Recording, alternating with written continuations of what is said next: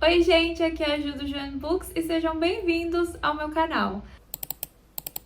O vídeo de hoje, ele é aquele vídeo que a gente faz sempre, então se você gosta desse tipo de vídeo e não é inscrito, por favor, se inscreva. Eu tô tentando chegar em 15k antes de fazer um ano de canal que a gente faz no começo do mês que vem, então seria muito legal se a gente conseguisse. É uma meta um pouco ousada, porque, né, em média umas 500 e poucas pessoas precisamos, mas seria muito bacana. Então se você conhece alguém que gosta de conteúdo literário e quiser apresentar o canal, eu vou ficar muito feliz, compartilhar, né, por aí. Com certeza vai me deixar muito feliz. Eu também tenho um clube no Catarse, caso você queira me apoiar financeiramente. E eu também faço lives na Roxinha, caso você queira acompanhar sprints por lá. A gente tá numa rotina que eu acho que vai ser terça, quinta e sexta, a partir das 9h30 da manhã até mais ou menos meio-dia e meio. Eu também vou começar a fazer, né, voltar a fazer as lives domingo de tarde, então a maioria dos domingos à tarde teremos live. E também uma live por mês no sábado de noite, que a gente faz creminha Halloween, pra todo mundo puxar uma fantasia com vampiro, alguma coisinha assim que remeta a um fantasma, um terror, um thriller que faça a gente entrar num climinha de Halloween todo ano. Então seria muito bacana se vocês participassem. Também tem um grupo no Telegram e eu também tenho um grupo de leitura dos clássicos também no Telegram. Os links vão estar todos aqui embaixo. Outra coisa que eu tenho que avisar é que eu abri uma caixinha postal. Eu só tô avisando porque muita gente já me perguntou se eu ia ter algum dia uma caixinha postal. Ela vai estar na descrição como endereçar exatamente. Você não é obrigado a me enviar nada, mas assim, adoraria ler uma cartinha de alguém ou ver um desenho de alguém, com certeza vai me deixar super feliz, caso você queira. Se não quiser, tá tudo bem, tá tudo certo. É só porque eu precisei abrir uma caixinha mesmo. O vídeo de hoje a gente vai falar sobre as leituras do mês. Eu tive algumas leituras e alguns também abandonos, mas vamos lá pra não perder tempo. A primeira leitura que eu tive foi uma que eu terminei, que era do Catarse, nosso grupo do Catarse, né, que eu tenho lá. E o intuito do grupo do Catarse é ler autoras mulheres, quase sempre são autoras mulheres, e também de um país do mundo. Então eu quero completar o Catarse lendo do máximo países que a gente conseguir. E todo ano são países diferentes, tá, gente? A gente não fica repetindo o país. Esse foi da Noruega e é Herança e Testamento. Esse livro foi me enviado pela HarperCollins. Eu não sabia que existia e muito obrigada, HarperCollins, por ter pensado em mim e por ter me enviado esse livro, porque ele foi muito lindo e muito pesado e muito importante de ser lido. Aqui a gente tem a nossa protagonista, que ela é contatada porque estão negociando as partes do testamento e da herança dos pais dela, então bem literal, né? E começa uma briga entre o irmão dela e as outras duas irmãs sobre a divisória das casinhas de praia. E essas casinhas, ela não faz questão, mas como a família reage e essa briga entre esses três, ela é envolvida no meio, até porque ela é uma das filhas, ela é uma das irmãs, né, dessas pessoas. E também a gente vai começar a entender que ela não quer nada com essa família e por que ela não quer nada com essa família.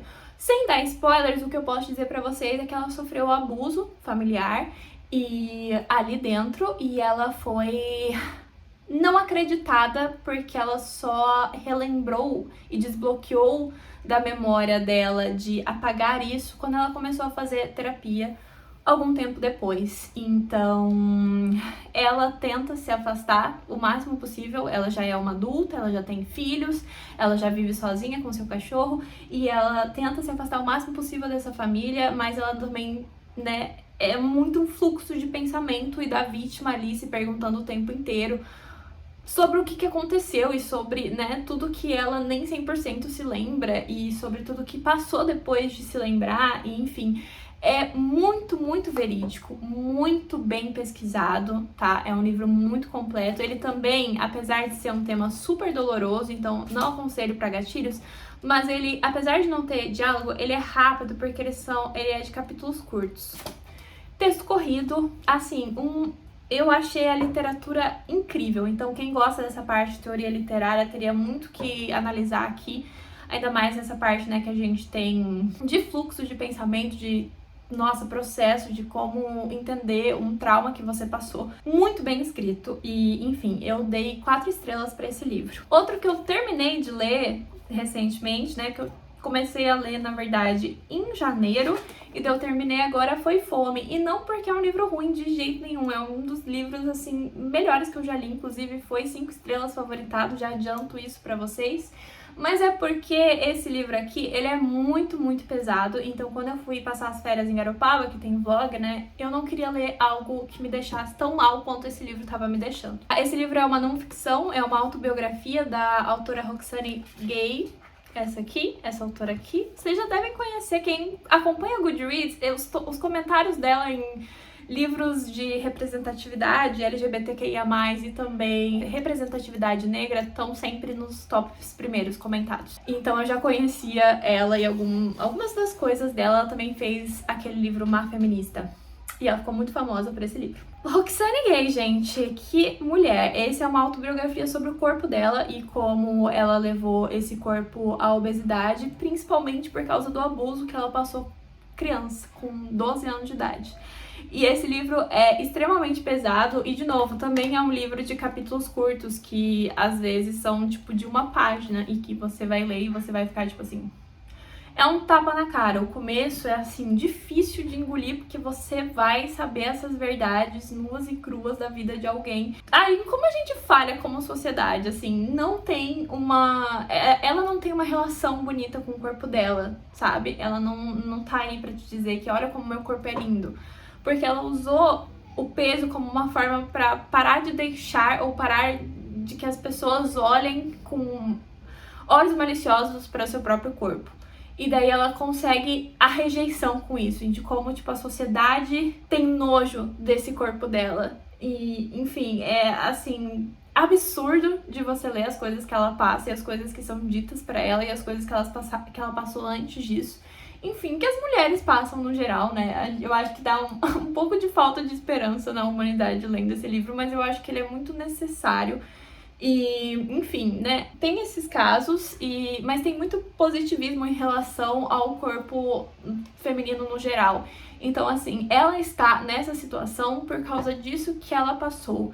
Mas não é, tipo assim, não é um livro que é gordofóbico, não, ela é a favor dos corpos, de como eles são e como eles têm que ser, mas ela se colocou nessa posição para se proteger. Então, e ela ultrapassou dessa posição porque ela não está num estado saudável com o seu próprio corpo. Então, é muito, muito necessário e muito, muito doloroso, mas foi 5 estrelas favoritado. Gente, tem umas crianças gritando, tá? Dos vizinhos, eu não posso fazer nada quanto a isso. Eu entrei na minha era hot, né? Eu não posso ler uns livros muito pesados que eu já fico assim, vou acabar com tudo se eu não ler um hot. Aí eu vou ler umas farofa. Aí eu li 1% of You e eu gostei bastante desse livro, gente. Eu não tava dando nada pra ele. E ele, assim, eu acho que ele é um pouco problemático. Tem algumas coisas, tipo assim, clichês desnecessárias, sabe? Que você fica tipo, pra que você escreveu isso, moça? Mas ele tem uma trope que eu gosto muito em livro, que é quando, tipo, a menina, a nossa protagonista, ela é mãe muito cedo e o marido não foi um bom pai, e daí ela, tipo, não tem contato com esse pai, ou tem, mas, enfim, não romantizado, e daí esse outro cara chega e vira o pai pra essas crianças. Eu amo quando isso acontece, quando, tipo, a outra pessoa vira pai ou mãe de outras pessoas, de outras crianças. Eu não sei porque eu amo, mas eu amo ler sobre isso. Então a gente acompanha o nosso protagonista e a nossa protagonista, então, em 2 pontos de vista diferentes. E só em inglês, tá, gente? No Kindle Unlimited também ele tem. E o que vai acontecer é que ele é tatuador e ele começa meio com uma briguinha com essa menina, que é a filha dela, e ela tá grávida. Então, né, a gente tem ela já bem grávida, a nossa protagonista, mas ele começa numa briguinha de mercado com a filhinha, que ele odeia crianças, e elas vão virar vizinhas dele. Na verdade, ele é o dono quase da casa que divide, sabe? Como se fosse assim. E daí, ele não sabe quando ele briga com a criança, mas enfim, acontece meio que essa rixinha e ele odeia todas as crianças, ele é tatuador. E daí, eu acho que tem uma forçação de barra nesse, olha como eu tenho muitas tatuagens e eu sou bad boy, sabe? Meio, não sei, uma coisa estadunidense, branca, de tipo, de interior, parece? Não sei, eu não entendo direito. Eu acho uma mentalidade meio antiga, não sei. Mas, enfim, daí tem essas coisinhas às vezes que eu ignorei, mas tem uma tensão muito boa entre eles. Eu gostei muito do relacionamento que ele criou com ela e com a menininha primeiro, porque foi primeiro com a guriazinha, que ele se sentiu culpado pela briga que eles tiveram, e depois com o neném. Então, assim, se você gosta de uma found family, eu tô muito termos gringos, que horror, talvez você goste desse livro, assim. Tem que ignorar algumas coisas, né? Eu ignorei, mas eu dei 3 estrelas. Foi um bom romance, eu acho que eu li em um dia. Aí eu tentei ir pra outra coisa da autora, que foi Fall from Grace, e eu detestei, não consegui terminar, foi abandonado em, sei lá, 23%, que eu achei a escrita muito cringe. Eu nem lembro sobre o que era, mas eu sei que era, tipo, 2 pessoas que já se conheceram antes, sabe? No começo, crianças. Mas, ai, não sei, foi muito estranho, eu não gostei, não foi pra mim. Eu só tava pensando, meu Deus, elas são umas crianças, por que eu tô lendo sobre isso? Enfim. Eu também li Fortuna Sworn, que foi uma fantasia, que é pra ser uma fantasia de fairies, das, né, fadas atuais, muito usadas. É pra ser adulta, eu achei bem ruim. Eu li por causa da Amy Reed, ela gosta muito dessa saga, porque tem 4 livros, eu acho, mas não foi pra mim, gente. Eu não sei se o primeiro livro, ele é realmente um pouco não tão bom quanto os outros, ou se ela tem um apego muito pessoal, que nem eu tenho com alguns... com Trono de Vidro, por exemplo. Mas eu achei, assim, o jeito que se passa bem mais ou menos, assim, eu não acreditei nos personagens, não senti química entre os personagens e não senti verdade no mundo construído. Então é pra ser assim, ela é um tipo de ser sobrenatural que não existe mais, a nossa protagonista.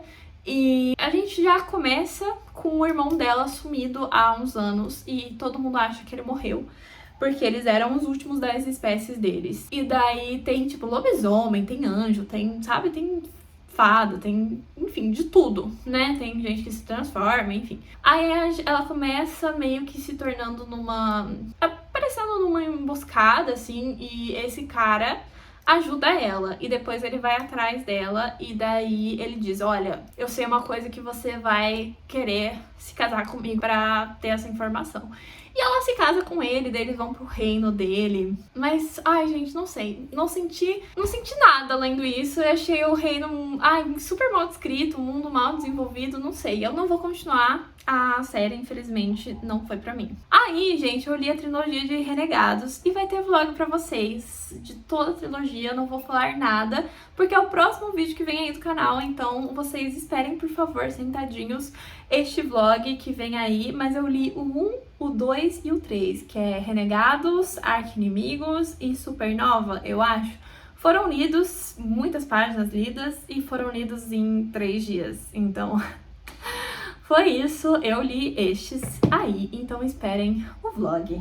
Eu também li Joanna Dark, numa pegada também quase fantasia, mas na verdade não. Tem muita cara de fantasia esse livro, né, mas ele não é. Ele é um romance não romântico, tá? É só um romance histórico sobre a personagem da Joanna Dark. Muita gente chama essa personagem de mito, né, porque não tem certeza exatamente se essa mulher existiu ou não, mas gostamos de pensar que sim. E se você não conhece a Joanna Dark, ela foi uma guerreira, né, na época das guerras da França com a Inglaterra, e que atuou do lado da França, e muita gente acreditava que ela tinha sido enviada por Deus, e enfim.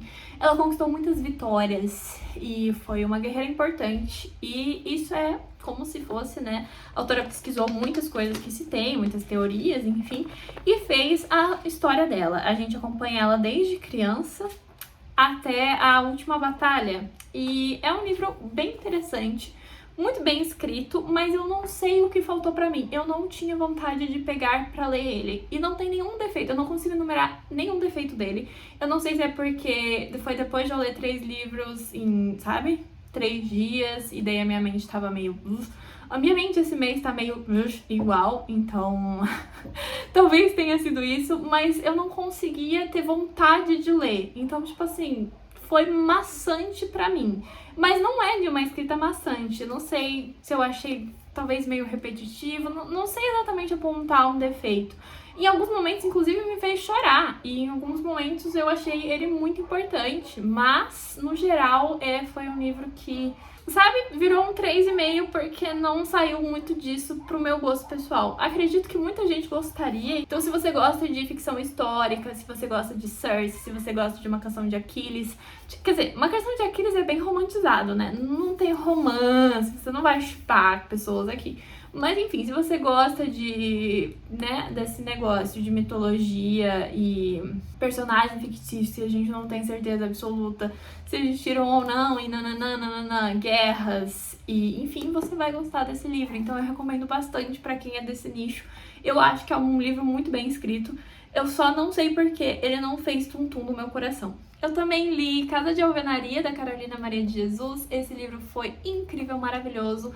A Carolina Maria de Jesus é muito conhecida por causa do Diário de uma Favelada, do Quarto de Despejo, e que é também um dos livros incríveis e favoritados que eu acho que todo mundo deveria ler. Esse aqui é uma versão, talvez, um pouco menos dolorosa da Carolina Maria de Jesus, mas também muito dolorosa. A gente tem esse diário que foi obrigado a ela escrever. Ela não queria escrever mais diários, ela queria partir para ficção, poemas e coisas assim, mas o revisor dela e editor obrigou ela a continuar com diários, e é sobre a vida dela após sair da favela e o primeiro lugar que ela vai morar, que é em Osasco. A gente tem muito tapa na cara, né, porque a gente mostra o quanto a sociedade continua, né, sendo preconceituosa e o quanto o mundo é horrível e as pessoas são super ruins e injustas umas com as outras. Mas o que eu gosto da Carolina Maria de Jesus é que ela não é uma pessoa perfeita. Ela é uma pessoa admirável, ela é uma pessoa magnífica, ela é uma pessoa incrível, mas ela é um ser humano.